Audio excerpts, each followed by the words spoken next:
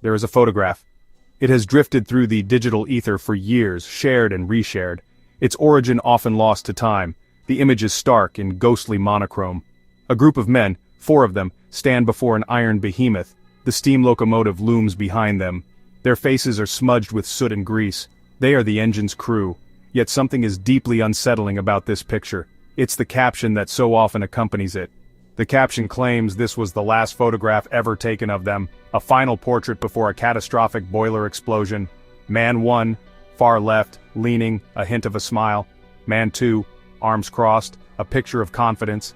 Man 3, close up. Man 4, close up. There is a sense of pride, yes, but is there something else, a shadow of premonition? Or are we projecting our knowledge onto their stoic faces? The locomotive breathes an unseen energy. Steam, rivets, iron.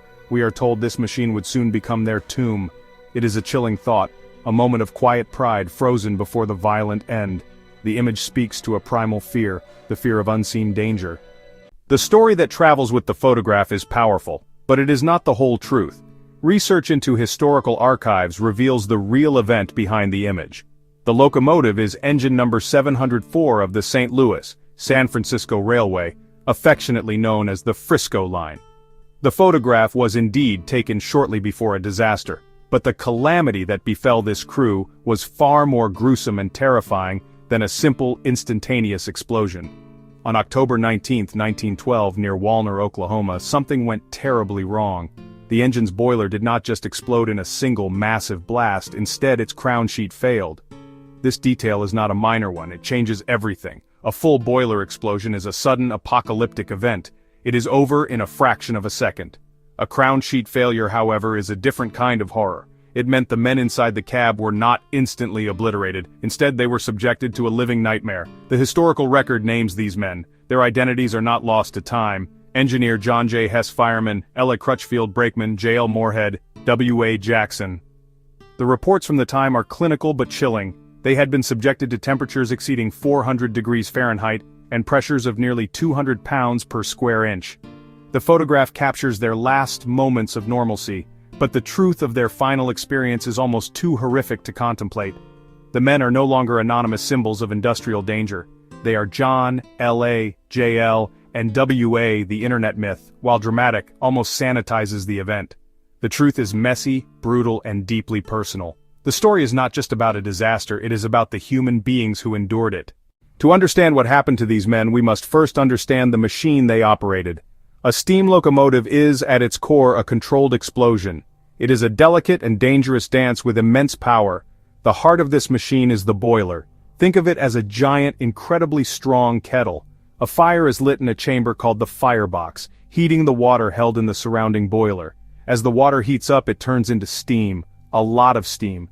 This steam takes up vastly more space than the water it came from, creating immense pressure inside the boiler shell. This high-pressure steam is the engine's muscle. It is channeled through pipes and valves into cylinders. Inside the cylinders, the steam expands, pushing massive pistons back and forth. These pistons are connected to rods, which in turn are connected to the locomotive's wheels, driving them forward. The entire system is designed to contain and direct this incredible force. The boiler is built from thick sheets of steel, riveted and welded together to withstand pressures that can exceed 200 pounds per square inch. That is like having the weight of a full-grown man pushing on every single square inch of the boiler's interior surface. So, what is a boiler explosion?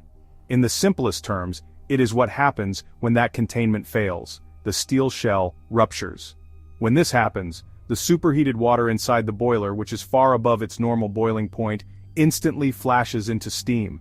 The result is a catastrophic release of energy, equivalent to detonating hundreds of pounds of dynamite.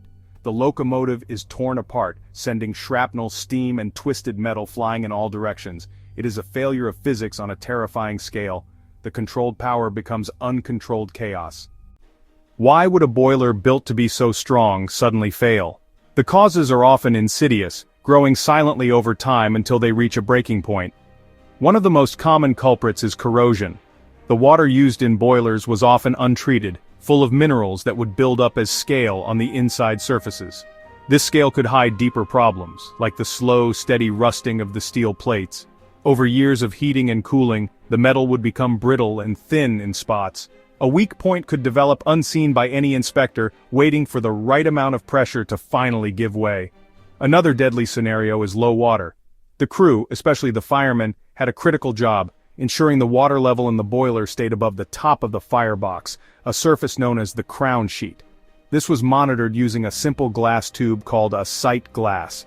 If the water level dropped too low, the crown sheet would become exposed. Without water to absorb the intense heat from the fire below, the steel would rapidly overheat, glow red hot, and lose its structural strength. It would become soft and pliable, like heated plastic. The immense steam pressure above it would then cause it to sag and, eventually, tear open. This is precisely what is believed to have happened to engine number 704. A third path to disaster is a failed safety valve. Every boiler was equipped with safety valves designed as a last line of defense. They were simple spring-loaded devices set to open automatically if the pressure inside the boiler exceeded a safe limit. They would release excess steam with a loud hiss, preventing a runaway pressure buildup. But what if a valve was stuck? The pressure would just keep climbing, relentlessly, until it found the weakest point in the boiler shell. Not all boiler failures are the same. There is a critical distinction between a general boiler explosion and the specific type of failure that killed the crew of engine number 704. A general or shell explosion is what most people picture. It is the complete, catastrophic rupture of the main boiler vessel. This is usually caused by a widespread weakness in the boiler's structure. Corrosion, a manufacturing defect combined with overpressure. When the shell lets go, the entire volume of pressurized water flashes to steam, resulting in a massive, indiscriminate blast that obliterates the locomotive and everything around it. It is a detonation. A shell explosion rips apart a locomotive. A firebox failure fills the cab with steam and fire. The second type is a firebox failure, specifically a crown sheet failure. This is a more localized but in many ways more horrifying event. It occurs when the water level drops below the crown sheet, the metal ceiling of the firebox. As we've discussed, this sheet overheats and weakens. Unable to support the steam pressure from above, it tears open. Instead of the entire boiler exploding outwards, the failure directs the full force of the steam and boiling water downwards, into the firebox. Steam water hot coals fire blasts out through the firebox door and into the crew cab. The difference in outcome for the crew is stark. In a full boiler shell explosion, death is often instantaneous, being struck by flying debris. It is violent but quick. A crown sheet failure, however, creates a torture chamber. The cab, a small enclosed space, is instantly filled with superheated steam at hundreds of degrees. The victims are not blown apart, they are boiled. To be a railroad man in the early 20th century meant a life of adventure and constant peril. It was a respected, well-paid profession, yet the risks were immense. Beyond the threat of boiler explosions, the day-to-day was dangerous. Coupling cars could crush a man's hand or even his entire body. Derailments came from broken rails, washed-out tracks, or collisions. The cab was a hostile place, cramped, sweltering, and deafening. Summer, heat from the firebox. Winter, icy winds through open windows. Coal dust and smoke choked the air, causing breathing problems and lung disease. These men were a special breed bonded by shared risk. The crew was family forged in fire and steel. The engineer was the captain, controlling speed, watching signals, and listening to the machine. The fireman was the heart shoveling tons of coal and monitoring boiler water. Their lives depended on teamwork and intimate knowledge of the machine. They knew its quirks, its groans, and its sighs. They could feel a change in rhythm, sense a problem before it became a crisis. But even experts were vulnerable. Hidden flaws in metal, unseen faulty parts, or a single distraction could be fatal. The Frisco 704 crew photograph shows pride in a dangerous craft and quiet confidence from men dancing on the edge of a knife every day. Let us try to imagine the last moments inside the cab of engine number 704. The train rolls through the Oklahoma landscape, wheels clacking, a familiar, comforting beat. Engineer John Hess, hand on the throttle, his eyes on the track ahead, his eyes on the gauges. Fireman L.A. Crutchfield, finishing stoking the fire. Student W.A. Jackson, aiding at the firebox. The firebox roars, a white-hot glow illuminates the cab. For a moment, all is as it should be, a routine run. But something is wrong. The sight glass shows dangerously low water. Maybe the glass was dirty. Maybe the level dropped unnoticed in the chaos. The crown sheet, now exposed, begins to overheat. It glows dull, then bright cherry red. Steam pressure pushes down on softened steel. The sheet bulges. It sags into the firebox. Do they hear it? A new sound, a guttural groan from deep in the engine. Panic, a shout, a frantic look at the now empty water glass. Nothing they can do. They are trapped. They watch and wait. The groaning intensifies. The metal screams. The crown sheet rips open. The cab becomes a pressurized hell. A blinding white cloud of steam erupts. A wall of water follows. The blast slams the men back. They are scalded instantly. Steam sears their lungs on the first breath. In those eternal seconds they are conscious. They feel searing heat. They feel crushing pressure. The photograph showed 4 proud men. The reality, 4 men facing an end beyond description. Their final moments, a chaotic tempest of steam, fire, and pain. Tragedies like the one that befell the crew of Frisco engine number 704 were not isolated incidents. They were a terrifyingly regular feature of early railroading. In the late 19th and early 20th century, boiler explosions happened at an alarming rate, sometimes more than once a month across the United States. Each explosion told a story of destruction, death, and families left grieving.